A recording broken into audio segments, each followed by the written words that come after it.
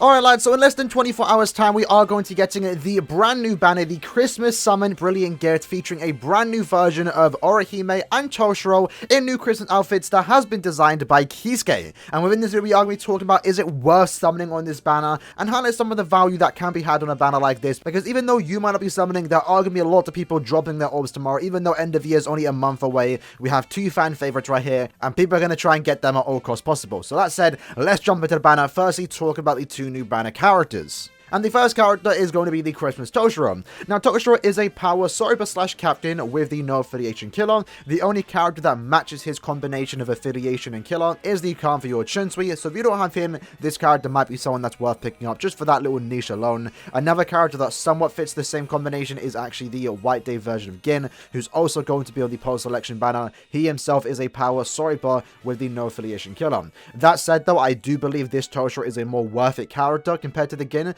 because he has more going for him in terms of the link shot skill that he can offer just by having him on the team. Now, Toshiram as a character is basically being designed for co-op content, and by that he is being designed for IT and IZ, so Inheritance Trials and Inheritance Zone. For example, the main skill that he does have here is the Technique Link Swap Potion +5 skill, making it so he's the third power character to have this Technique Link Swap Potion skill. The other two characters being the movie Kokoto and also the Machine Society Ruroka. If you don't own those two characters, or if you're someone that doesn't own Kokoto because he is for the most part a rare character, then this might be a character that's worth picking up just for that reason alone. Or if maybe not now, maybe in the future, you're definitely going to be happy to have him, because then you can farm Technique Link Swap Potions a lot easier. And one cool thing I really like about his character is that even though he has been designed for IZ, you can also benefit from using him in Inheritance Trials, because he does have the increased status up and chance against Technique Attribute No Affiliation enemies. So whenever there are Technique Attribute No Affiliation enemies, even if you have this character at 1-5, he is going to be good there, because one, he's already doing good damage, he's going to have kill advantage, he's going to be increasing the chance to inflict status augment, which is important in Inheritance Trials, and at the same time, you're going to be getting extra Link Swap Potions because he does have the updated skill, Technique Link Swap Potions +5, which now works outside of Inheritance Zone. So overall, this is a character that has pretty good strong attacks, 3000 Length Beam SA1, a Vortex SA2, and a 1170 Distant AoE SA3 in front of him. Very good strong attacks, very good skills. Overall, just makes him a very solid character. Even though the no affiliation killer might not be ideal for what he's going to be used in, he's going to be one of the better characters for that. So for you Toshiram fans out there, you do have a good new Toshiram to summon for, and he's going to be a useful character in IZ, IT, and for the next 2 weeks in Epic Raids, which now has seen a massive difficulty spike, and he is going to be someone that's actually very good for that type of content. So overall, I really like the way they designed this character, and I do think he's worth summoning for, but it really comes down to if you need this type of character. For me, I would like to get him, but I don't personally need him, if that kind of makes sense. The other character in the banner is going to be the Orihime, a Technique human character with the Aranka kill ability. Now, she fits a small niche for the most part of being one of the better, if not the best Technique Aranka killer in the game, which is actually kind of crazy to think that it's an Orihime. Orihime characters have normally been somewhat mediocre or just decent. This one, on the other hand, is actually a very good character and makes me want to spend my orbs right before an end of year banner. So looking at the skill that she does have, she has a 40% berserker, so she is going to be hitting hard.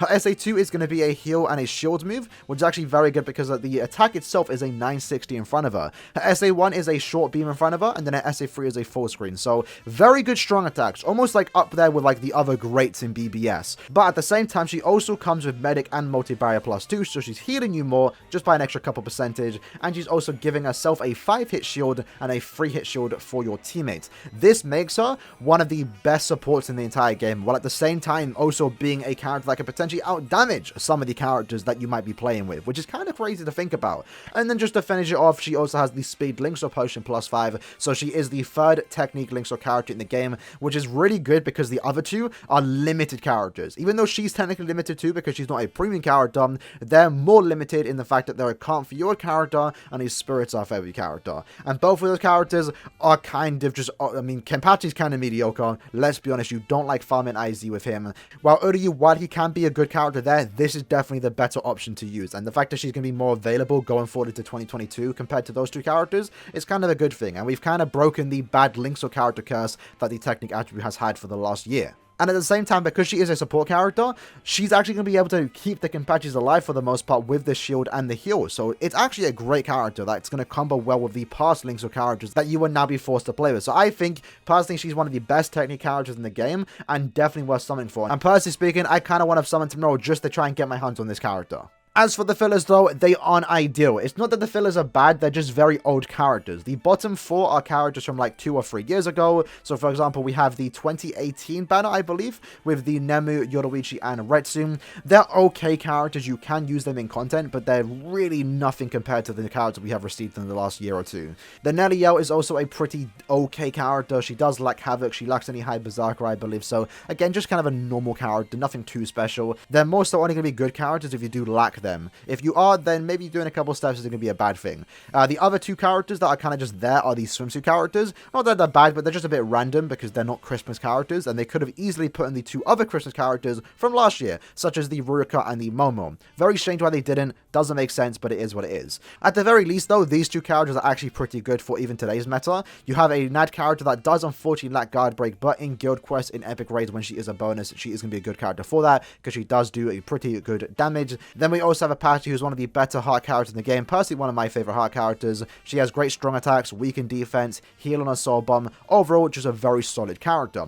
Rangaku is pretty much a SP character designed for guild quests, more specifically the Espada week, so if you do like someone like Fauzi Blood War 10 years later version of Rook, she might not be a bad pick to use as your main lead, but other than that, unless you like Rangaku, you're probably not going to use it all too often. So even though these 2 characters, especially Orihime, are very good and solid characters, someone that's going to have a lot of value, someone that you're going to use a lot, but the banner itself isn't anything too groundbreaking, and personally I wouldn't call this a must summon, only if you really want these 2 characters. Having said that though, at the same time you can also always pull for the individual banners. Toshiro is going to drop on the 12th, while Orihime is going to drop on the 19th, and both of them are going to have a 1% poorer here, so if you only care about Toshiro and no one else, then you're best saving for the individual banner, where his chance has basically been doubled here, and the same can be said for Orihime. But if you are someone that has no patience, then good luck tomorrow morning, that's all I can say. That said though, for me personally, what I am going to be doing is buying the ticket and then doing 2 steps. So let's actually see what we could do in potential 5 steps, because maybe I might do 5 steps tomorrow. The first step we did get a 2-in-1, and we got the Neliel with a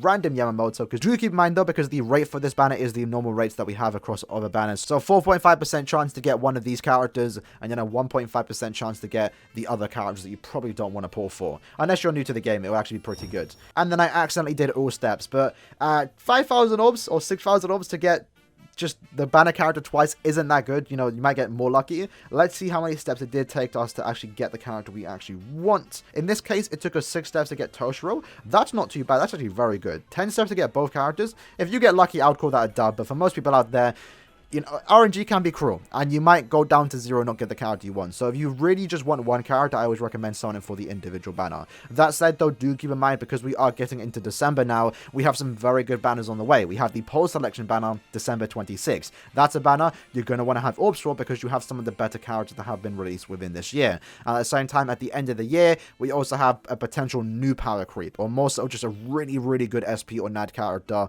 potential hype character. We have no idea what they're going to do, but I can guarantee it's going to be exciting, and personally that's what I'm saving my orbs for, at least majority of my orbs for, because again I might do a few steps on this banner. That said though, hopefully I was able to highlight some of the good and bad things about this banner. Let me know in the comments below what you like to think about the 2 characters. Who are you summoning for tomorrow if you are summoning, and if you are, good luck. Hopefully you get what you want in a very short amount of steps.